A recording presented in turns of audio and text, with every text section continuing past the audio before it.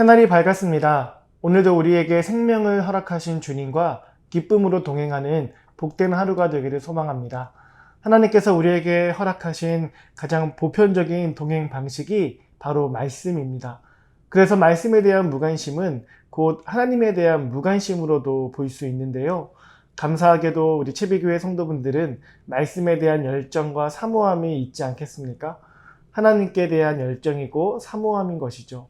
이러한 우리의 모습을 주님께서 기뻐하시며 말씀을 더 깊이 알아가는 삶으로 인도해 주실 줄 믿습니다. 오늘도 말씀이 역사하는 우리의 하루가 되기를 기대하며 7월 16일 수요일 함께 나눌 말씀 보도록 하겠습니다.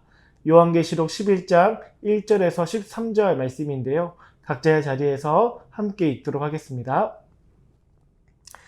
또 내게 지팡이 같은 갈대를 주며 말하기를 일어나서 하나님의 성전과 제단과 그 안에서 경배하는 자들을 측량하되 성전 바깥마당은 측량하지 말고 그냥 두라.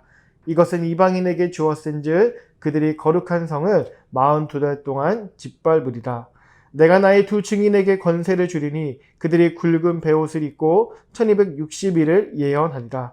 그들은 이 땅에 주 앞에 서 있는 두 감람나무와 두 촛대니 만일 누구든지 그들을 해하고자 하면 그들의 입에서 불이 나와서 그들의 원수를 삼켜버릴 것이요 누구든지 그들을 해하고자 하면 반드시 그와 같이 죽임을 당하리라.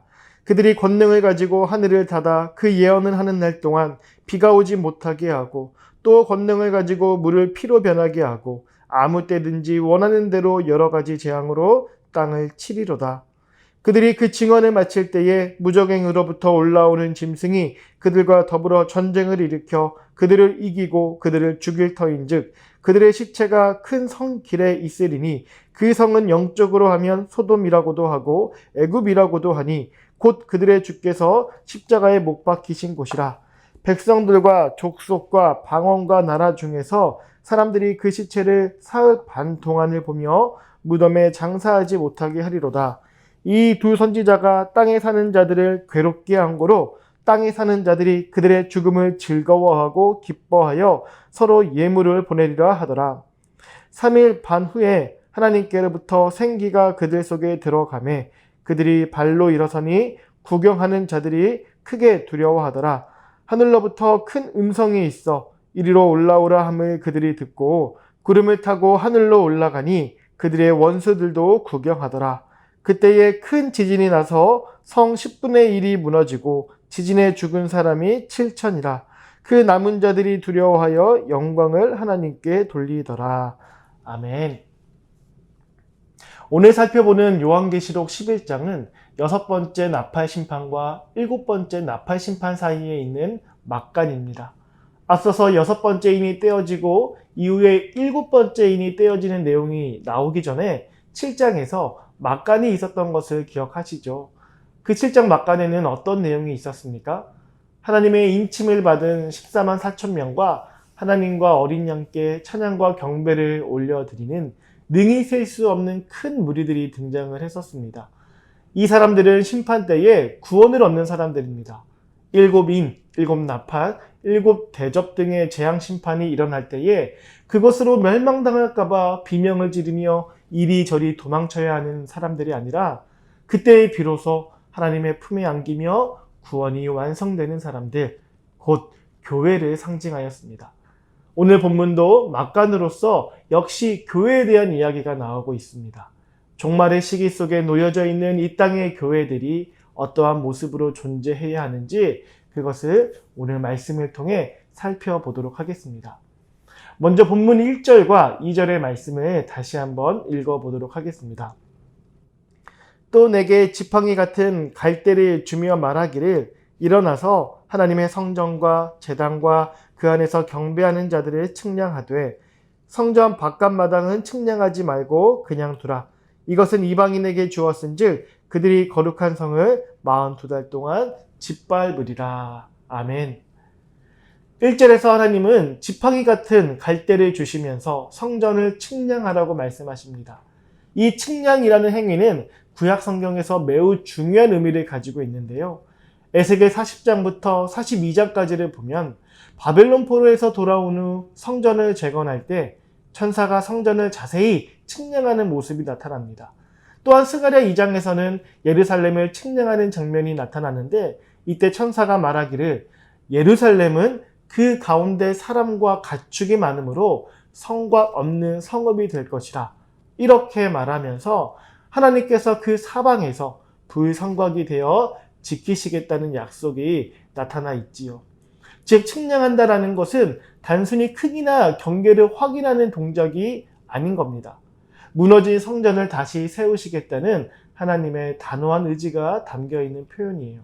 뿐만 아니라 측량을 통해 하나님께서 측량한 대상들을 당신의 소유로 확정하시고 특별히 보호해 주시겠다는 의미도 담겨 있습니다. 마치 부동산을 정확히 측량해서 등기를 하는 것처럼 하나님께서 당신의 백성들을 정확히 구분하여 당신의 소유로 삼으시겠다는 약속인 겁니다. 그런데 여기서 흥미로운 것은 성전 안은 측량하되 성전 바깥 마당은 측량하지 말라고 하시는 겁니다. 이것은 마치 대조적인 것으로 보여져요. 1장에서 측량이 되는 대상들은 무엇이 있었습니까? 하나님의 성전과 제단과 그 안에서 경배하는 자들이 측량의 대상입니다. 이 세 표현이 본질적으로 가리키는 것은 곧 교회입니다. 그러니 교회를 측량한다는 것에서 하나님께서 교회를 회복하여 주시고 교회를 지키시고 보호하시겠다라는 그런 의미를 우리가 생각해 볼 수 있는 것입니다. 이와는 달리 2절에 성전 바깥 마당은 측량하지 말고 그냥 두라고 하시죠. 이것은 마치 성전 바깥 마당은 교회가 아닌 곳으로서 그것은 하나님의 소유가 아니니 지키시지도 않으시고 보호하지도 않으시는 하나님과 원수된 공간을 의미하는 거구나 생각해 볼 수가 있을 것 같아요. 그러니 짓밟힌다라는 표현에 크게 어색함을 느끼지 않을 수 있습니다. 그런데 그 뒤에 나오는 표현이 이런 생각들을 지지해 주지 않습니다. 제가 2절을 세 번역 버전으로 다시 한번 읽어드리겠습니다. 그러나 그 성전의 바깥들은 측량하지 말고 내버려 두어라. 그것은 이방 사람들에게 내주었기 때문이다. 그들이 그 거룩한 도성을 42달 동안 짓밟을 것이다. 아멘. 2절 전체를 보면 이방인들에게 짓밟히는 공간인 성전의 바깥들은 곧 거룩한 도성입니다. 거룩하지 않은 도성이어야 하나님과 원수된 공간으로서 짓밟혀도 괜찮겠다 생각이 드는데 2절은 이방인들에게 짓밟히는 그곳이 거룩한 도성이라고 함으로써 성전의 바깥들 역시도 거룩한 공간임을 우리에게 가르쳐주고 있습니다. 거룩한 도성은 1차적으로 예루살렘 성전을 가리키지만 여기서는 교회를 상징하는 또 다른 표현입니다. 따라서 1절과 2절이 우리에게 주는 메시지는 이겁니다. 하나님께서는 궁극적으로 교회를 지키시고 보호하여 영원히 존재케 하시는 분이십니다. 그러나 42달 동안은 이 땅의 교회들이 이방인들에게 짓밟히는 일이 있을 거라는 겁니다. 42달은 이어서 3절에 나오는 1260일과 다니엘서에 먼저 나오고 요한계시록 12장에서도 나오는 한때와 두때와 반때라는 표현들과 묶어서 볼 수 있는데 이 표현들이 가리키는 시간은 하나님의 백성들이 큰 환난을 당하는 상징적인 기간입니다. 이 기간의 유래를 시리아 왕 안티오코스 4세 에피파네스가 예루살렘 성전을 3년 반 동안 더럽힌 것에서 찾기도 합니다. 이러한 시간 표현을 통해 교회된 우리로 알게 하시는 것은 두 가지입니다. 첫째, 종말의 시간 동안 이 땅의 교회들에게 결코 가볍지 않은 환난이 있을 것이다. 둘째, 그러나 그것이 기한이 없이 이어져서 교회를 완전하게 소멸시킬 수는 없다. 42달, 1260일, 한때와 두때와 반때는 하나님이 펼쳐놓으신 이 광활한 역사의 시간 속에서 티끌도 되지 않는 짧은 시간입니다. 물론 짧다고 해서 고통이 작은 것은 아니지만 그 시간을 우리 주 예수 그리스도를 의지하며 동행하며 붙듦으로 견디어낸다면 우리가 얻게 될 것들은 그 고통에 감히 비할 수가 없는 것입니다. 얼마나 대단할지는 감히 인간의 언어로 표현할 수 없을 것입니다. 그렇기에 교회로 부름받은 우리는 기꺼이 세상과 구별되는 거룩한 삶을 통해 세상의 미움과 시기와 질투와 분노를 부딪혀내야 하는 것입니다. 최후 승리는 우리 주님께 있고 주님은 이미 이기셨습니다. 이긴 분이 우리를 자기 편 삼아주신 영광을 우리가 놓칠 수 있겠습니까? 예전에 한번 말씀을 드렸는데요. 춘향전에서 이몽룡이 암행어사가 되었잖아요. 품 안에 마패가 있었겠죠. 그렇게 품 안에 마패가 있으면요, 변사또의 괴롭힘도 견뎌낼 만합니다. 조금만 있으면 변사또와 이몽룡의 처지가 완전히 역전되니까요. 여러분, 우리에게는 마패가 아니라 왕의 인침, 왕의 인장이 있습니다. 힘들고 억울하고 속상하고 괴로울 때 많으시죠. 정직하고 성실하고 무엇보다 선하게 살아온 시간들이 부정당하는 것 같이 느껴지는 상황에 놓이면 진짜 슬픕니다. 그런데 여러분이 누구인지를 잊어버리지 마세요. 여러분이 누구의 소유인지 늘 기억하시기 바랍니다.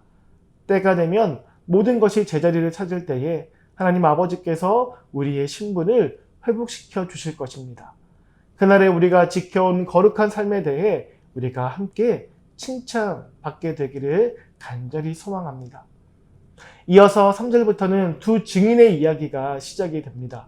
3절을 함께 읽어보도록 하겠습니다.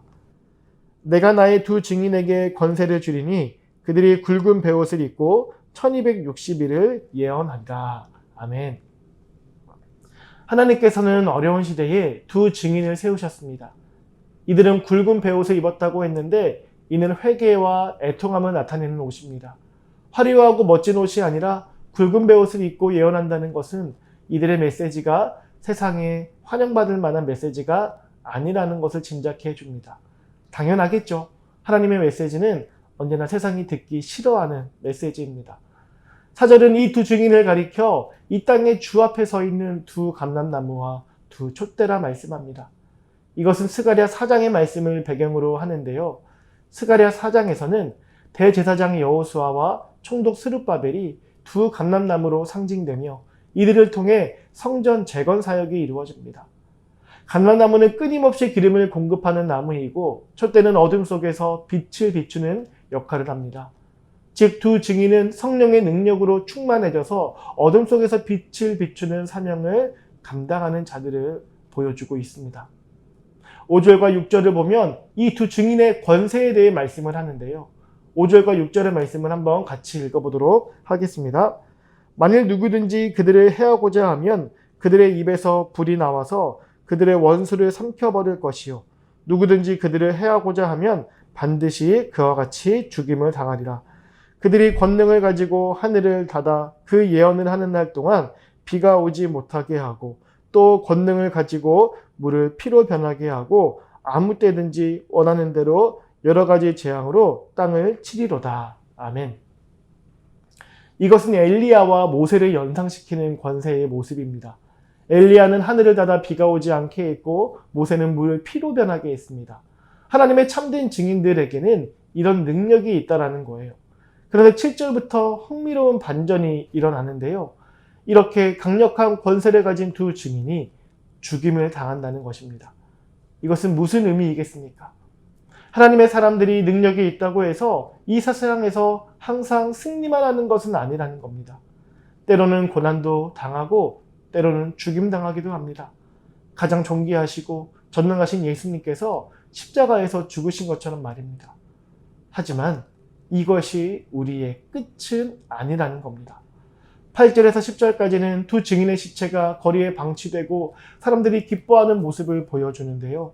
여기서 소돔은 음란과 타락의 상징이고 애굽은 압제와 우상숭배의 상징입니다. 그런 곳에서 하나님의 증인들이 죽임당하고 조롱당하는 거예요. 사람들은 선물을 주고받으며 기뻐합니다. 진리의 증인들이 사라진 것을 축하하는 거죠. 하지만 11절부터 놀라운 그러나 예정된 역전이 일어납니다. 우리 11절과 12절의 말씀을 함께 읽어보겠습니다. 3일 반 후에 하나님께로부터 생기가 그들 속에 들어가매 그들이 발로 일어서니 구경하는 자들이 크게 두려워하더라. 하늘로부터 큰 음성이 있어 이리로 올라오라 함을 그들이 듣고 구름을 타고 하늘로 올라가니 그들의 원수들도 구경하더라. 아멘. 죽었던 두 증인이 다시 살아났습니다. 그리고 그들이 영광을 받는 모습이 나타나 있어요. 사랑하는 성도 여러분, 이 두 증인의 이야기를 통해 하나님께서 교회에 주시는 메시지는 무엇이겠습니까? 먼저는 하나님의 백성들인 교회에게는 분명한 사명이 있다는 것입니다.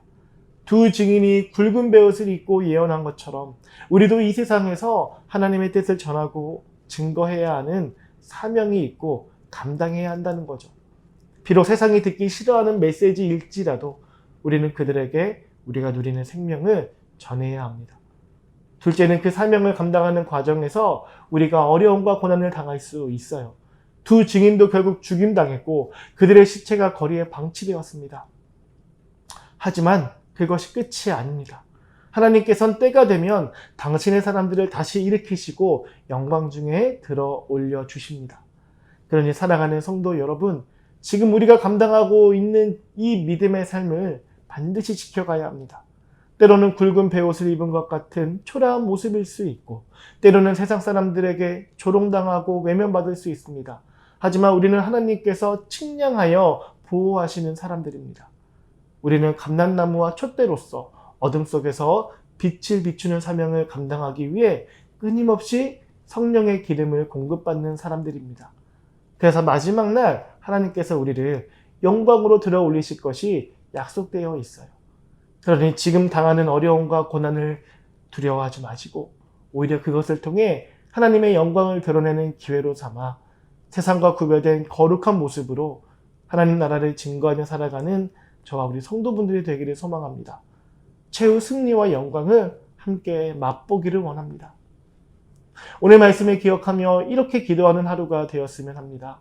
먼저는 오늘 말씀을 통해 두 증인의 사명과 승리를 보게 하여 주심에 감사를 드리며 우리도 이 시대의 증인으로 부르심을 받았음을 깨닫게 하시고 굵은 베옷을 입고서라도 주님의 말씀을 담대히 전하는 삶이 되게 하여 주시고 때로는 어려움과 고난이 찾아올 수 있지만 주님께서 측량하여 보호하시는 우리임을 믿고 두려워하지 않게 하여 주시옵소서. 감람나무와 촛대의 사명을 감당하는 자답게 성령의 기름을 공급받고 어둠 속에서 빛을 비추는 삶이 되게 하시고 직장, 가정, 학교, 교회 어느 곳에서든지 하나님의 진리를 증거하는 우리의 하루하루 되게 하여 주시옵소서. 또한 우리의 증언이 완성되는 그날에 주님께서 우리를 영광 중에 들어 올리실 것을 소망하게 하시고 그 소망 가운데 오늘도 신실하게 믿음의 길을 걸어가는 우리 모든 지체들 되게 하여 주시옵소서. 오늘도 두 증인의 발자취를 따라 주님의 참된 증인으로 살게 하실 것을 기대하고 소망하며 우리 내일도 묵상을 통해 주님의 말씀 앞에 함께 나아가기 원합니다. 감사합니다.